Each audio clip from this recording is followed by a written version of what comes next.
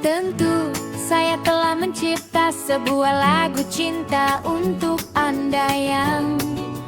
bertajuk Anugerah Terindah. Lagu ini bergenre balada pop modern dengan melodi piano yang indah dan susunan. အားလုံးပဲမင်္ဂလာပါခင်ဗျာစိုက်ခွန်လေးစကားပြော channel မှာပြန်လည်ကြိုဆိုလိုက်ပါတယ်ခင်ဗျာ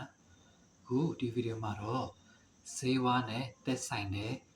မလေးလိုအခေါ်အဝေါ်တွေကိုလာရောက်မျှဝေပေးသွားမှာဖြစ်ပါတယ်ခင်ဗျာ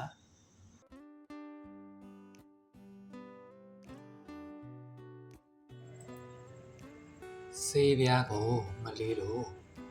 tablet လို့ပဲခေါ်ပါတယ်နော်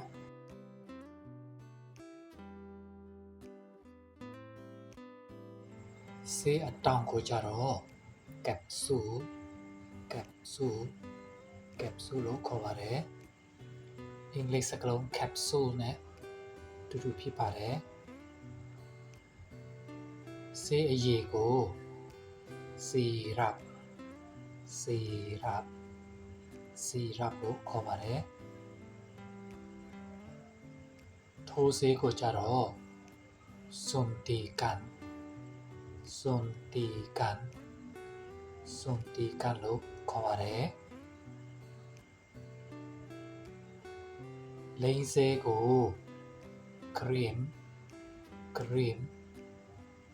လို့ခေါ်ပါတယ်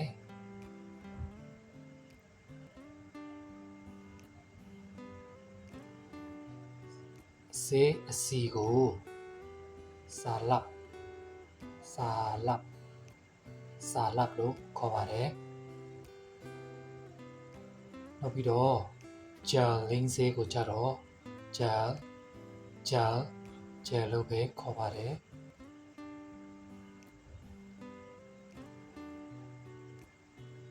lotion ကိုကြတော့ lotion လို့ပဲခေါ်ပါတယ်ဆေးအမုန့်ကိုကြတော့ စဘုလို့ခေါ်ပါတယ်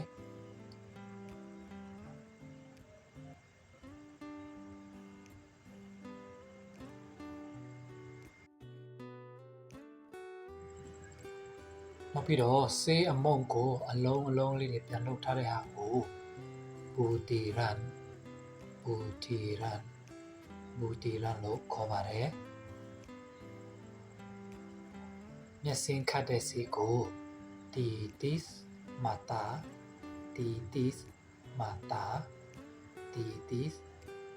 လို့ခေါ်ပါတယ် titis ဆိုတာကအစက်ချတာ mata ဆိုတာကမျက်လုံးဖြစ်ပါတယ်နားထဲမှာထည့်တဲ့ဆေးရည်ကို titis derlinga လို့ခေါ်ပါတယ်နှာခေါင်းထဲထည့်တဲ့ဆေးရည်ကို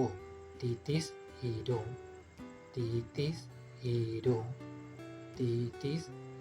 လို့ခေါ်ပါတယ်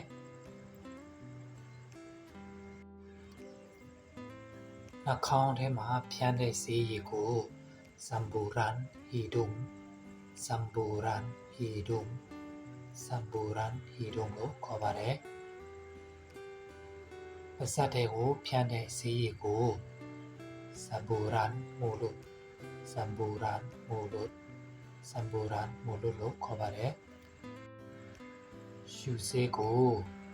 menyedut လို့ခေါ်ပါတယ်ubat menyedut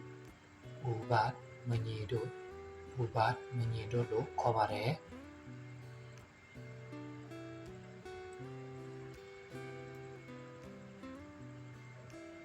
မိမကိုတဲ့ကိုထဲတဲ့ဆေးရည်ကို pisari လို့ခေါ်ပါတယ်ကတ်ဖို့ဆေးကိုကြတော့ tampalan လို့ခေါ်ပါတယ်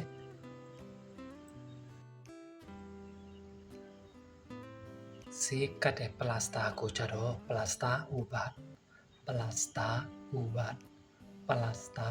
လို့ခေါ်ပါတယ်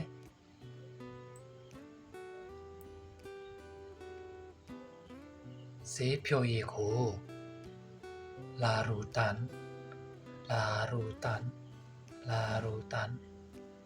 လို့ခေါ်ပါတယ်အားဆေးကိုကြတော့တိုနစ်လို့ပြောပြီးဝယ်လို့ရပါတယ်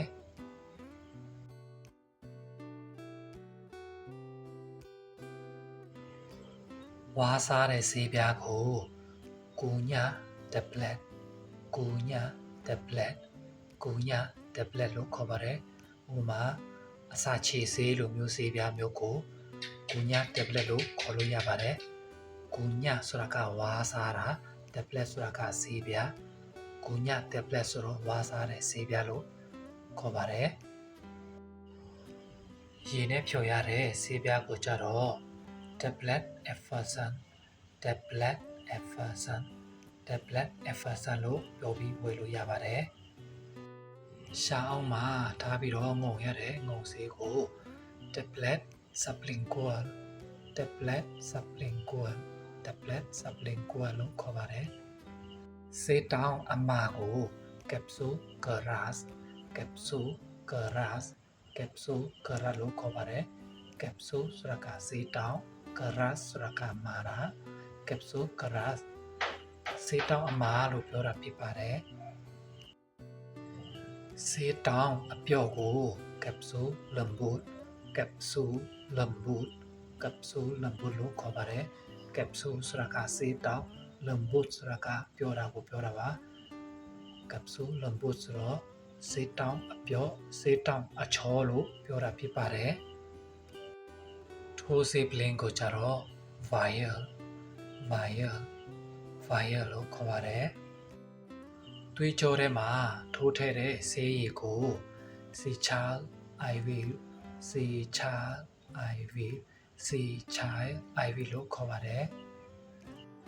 ပလုတ်ကျင်းဖို့အတွက်ဆေးကို ubat ကူမော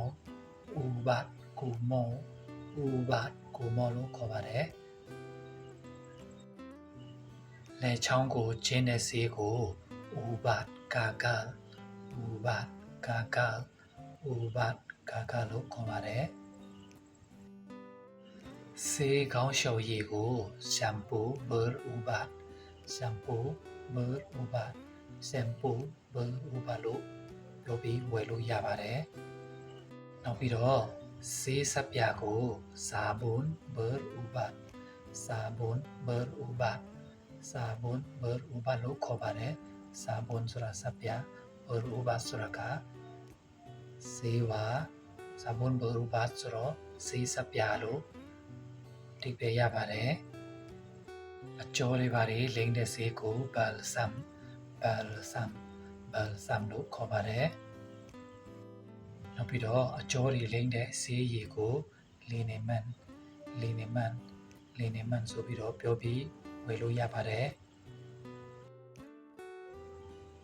နောက်ပြီးတော့ဆေးပဲဝင်တဲ့အပင်တွေကို ubat herbal ဆေးပဲဝင်တဲ့ဆေးပင်တွေဖြစ်ပါတယ်ဆေးလုံးတွေကို pill လို့ပဲခေါ်လို့ရပါတယ်ဆေးပဲဝင်တဲ့အပင်တွေနဲ့လှုပ်ထားတဲ့ဆေးတောင်မျိုးကို capsule herbal လို့ခေါ်ပါတယ်ဖျားချဆေးအကိုက်ခဲပျောက်ဆေးတွေကို paracetamol လို့ပြောပြီးဝယ်လို့ရပါတယ်နောက်ပြီးတော့ panadol ဆိုပြီးတော့လည်းပြောပြီးဝယ်လို့ရပါတယ်အယောင်ရမ်းပျောက်တဲ့ဆေးကိုက်ခဲပျောက်တဲ့ဆေးကို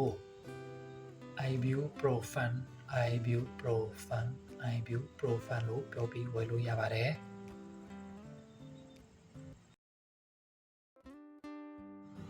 သွေးကျဲဆေးနောက်ပြီးတော့ကိုက်ခဲပျောက်တဲ့ဆေးကို aspirin လို့ခေါ်ပါတယ်နော် amoxicillin ပိုတက်ဆေးမပြခေါ်ပေါ်နဲ့တူတူဖြစ်ပါတယ် နောက်ထပ်ပိုတာဆေးတစ်မျိုးကတော့ azithromycin azithromycin ပိုတာဆေးနောက်ထပ်ပိုတာဆေးတစ်မျိုးကတော့ metronidazole ဒါလည်းပိုတာဆေးပဲဖြစ်ပါတယ်နောက်ထပ်ပိုတာဆေးတစ်မျိုးကတော့ ciprofloxacin ဖြစ်ပါတယ်နောက်ပြီးတော့ဓာတ်မတည့်တဲ့ဟာတွေတက်တာစေတဲ့ဆေးကို loratadine လို့ခေါ်ပါတယ်။ဘာနိုင်ရင်ကြတက်တာစေတဲ့ဆေးကိုစာဘူတာမောလို့ခေါ်ပါတယ်။အစာအိမ်ဆေးကို omeprazole လို့ပြောပြီးဝယ်လို့ရပါတယ်။ one ပြည့် one shot တက်တာစေတဲ့ဆေးကို lopramide လို့ခေါ်ပါတယ်။စီးချိုတက်တာစေတဲ့ဆေးကို metformin လို့ခေါ်ပါတယ်။နောက်ပြီးတော့သွေးတိုးကျတဲ့ဆေးကို amlodipine လို့ပြောပြီးဝယ်လို့ရပါတယ်။